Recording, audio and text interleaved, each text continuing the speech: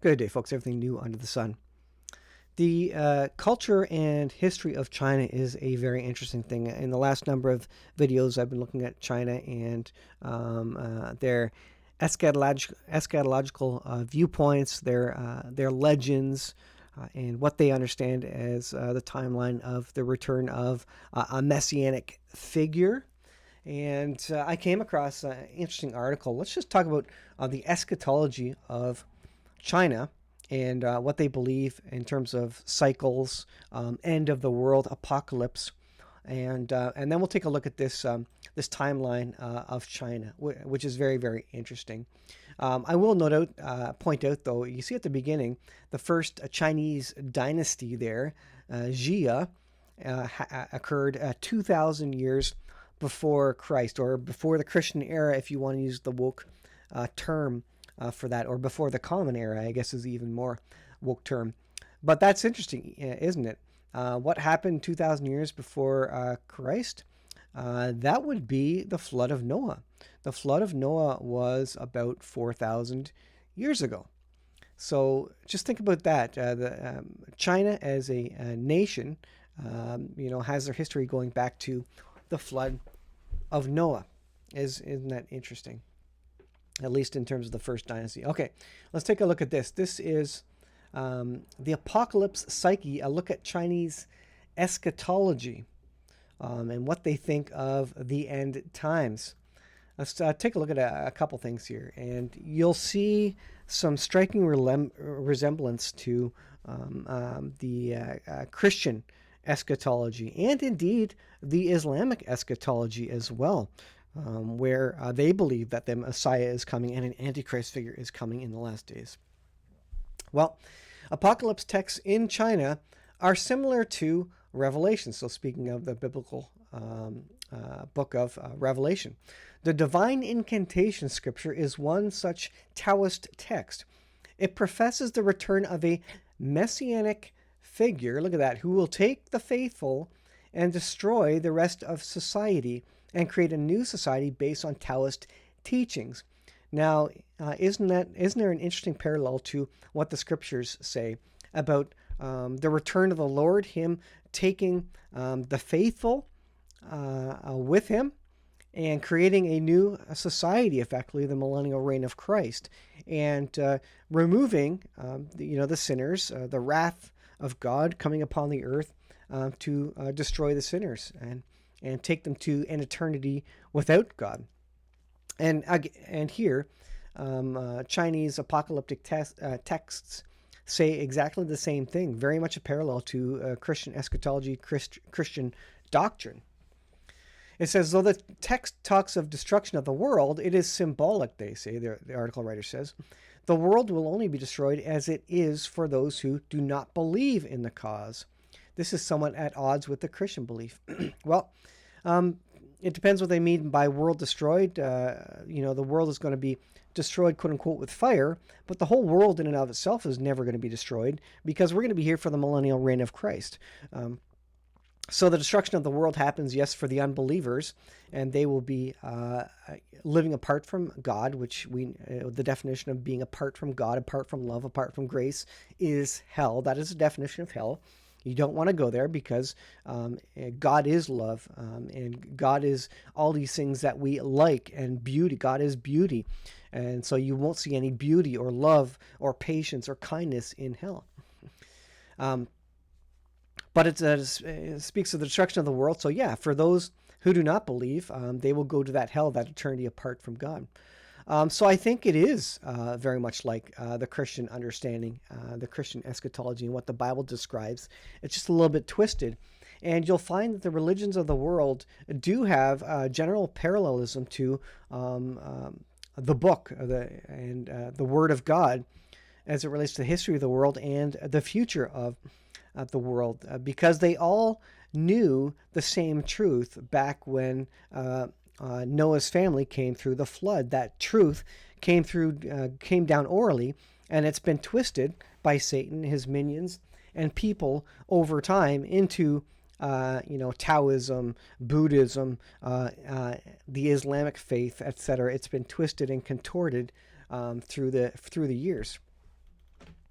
Unlike most Western eschatology, the Chinese in this period saw the end of days as simply an end of the cycle. Chinese history should be viewed as cyclical in nature. I think in many ways, the Christian eschatology, the Christian history of the world also is cyclical. And indeed, we see the end of days not as the end of the world, but as the end of a cycle. What is that cycle in Christian eschatology? Well, that's 6,000 years of man. That cycle is completing, and then we go into the millennial reign of Christ, which is that new cycle, a new period where God restores the earth. The faithful live and rule and reign with Christ in a period of peace and harmony for near 1,000 years, and then another great battle occurs, and then the end of that cycle. So again, parallels to Christian eschatology. Throughout Christian history, the mandate of heaven has been used by new leadership in China as its source of legitimacy. Many dynastic ends could be interpreted as end of days in one cycle, to be quickly followed by another. The world as people knew it was to end, and a new one was to emerge with new governance. So the ruling and reigning of different dynasties. I think I have that one here. This is what they're talking about. When a dynasty comes along, let me go here. When a dynasty comes along, that is a period of time, a cycle. When that cycle ends, that dynasty ends, they see that as kind of a new beginning and a new world happening with new governance with their new dynasty. So each end of those dynasties signaled bloody rebellion and chaos, which was eventually quelled by the new government. Are we heading to the end of a cycle in this world? We absolutely are. All the cycles end with war. We're heading into towards the end of a cycle that's going to end with war. And what's going to come out of it? A new governance, a new world order. So in terms of biblical eschatology, they believe the exact same thing. They're just kind of different ideas about how it comes together. China only recognizes 5 religions: Islam, Buddhism, Taoism, Catholicism, and Protestantism. So that's interesting. So let's take a look at this. Again, you look at the Chinese timeline, and interesting that the first dynasty started about 2,000 years before Christ. Again, that would be the timing of the flood of Noah. And you can correct me in the comments if I'm wrong there. But it goes right up until today, 2,000 years AD, which is where we are, recent history. And then they have a whole bunch of things that happened in recent history. So the history of the Chinese nation, and they believe that these cycles incorporate these particular dynasties. But they would have heard, the Chinese people, back in the first dynasty, they would have had word of mouth, oral tradition coming straight from Noah and his family and his descendants about the biblical story, the truth of Adam and Eve, and how and God would have preserved that story through that. You know, we all have it kind of a little bit changed, a little bit twisted, but we generally all have the same idea of a flood in our history, which is interesting.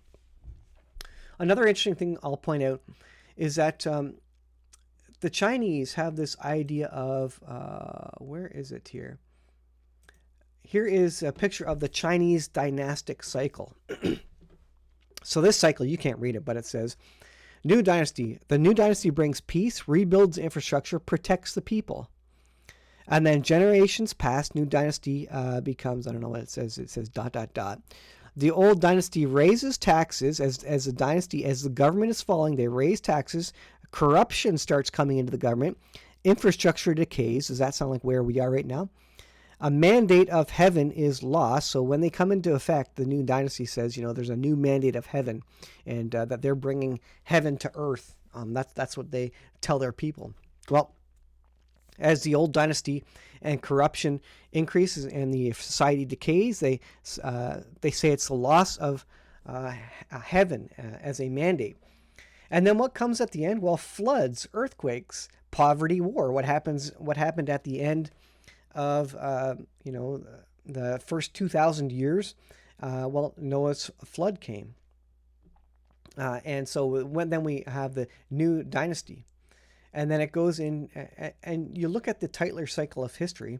This is the cycle where nation states, the Roman Empire, for example, went through this. They went from bondage to spiritual faith, and they grew in spiritual faith, and they had courage through that. So they stood up, and they had courage to bring together a government that they thought followed their faith, and they had liberty and freedom out of that.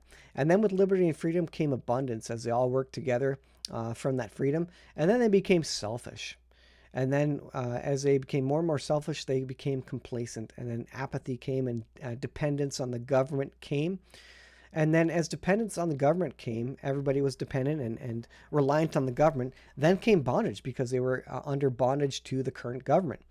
And as for a while, for a generation or two, as they're under bondage, they will then come to spiritual faith again because of the oppression of the government. So interesting that it kind of relates to the dynasties there. So, all right, with that, I hope you learned something. I certainly did about the parallels between Chinese eschatology and the timeline of China as a nation. A very interesting thing with the dynasties, and also the similar histories that we've had as nations, although the story has been twisted through time as to original beginnings. So eschatology, there will be a cycle end, and wars, rumors of wars, they believe the same stuff. All that will happen in the end of days, and then a new system will come out of that, and that's basically what the Bible describes in the last days, and that's what it describes as the apocalypse as well. I'll leave it there, guys. Thanks for watching. We'll see you in the next video.